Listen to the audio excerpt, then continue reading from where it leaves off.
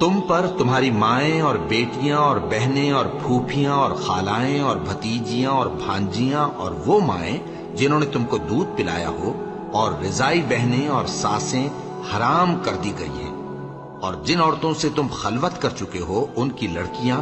جنہیں تم پرورش کرتے ہو وہ بھی تم پر حرام ہے۔ ہاں، اگر ان کے ساتھ تم نے خلوت نہ کی ہو تو ان کی لڑکیوں کے ساتھ نکاح کر لینے میں تم پر کچھ گناہ نہیں،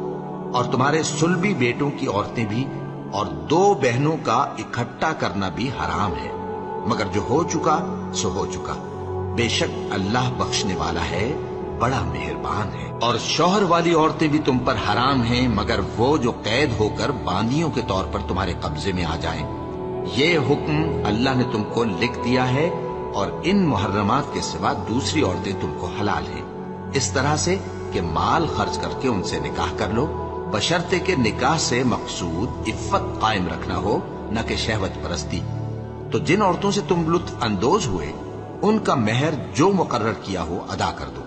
اور اگر مقرر کرنے کے بعد آپس کی رضامندی سے مہر میں کمی بیشی کر لو تو تم پر کچھ گناہ نہیں، بے شک اللہ سب کچھ جاننے والا ہے، حکمت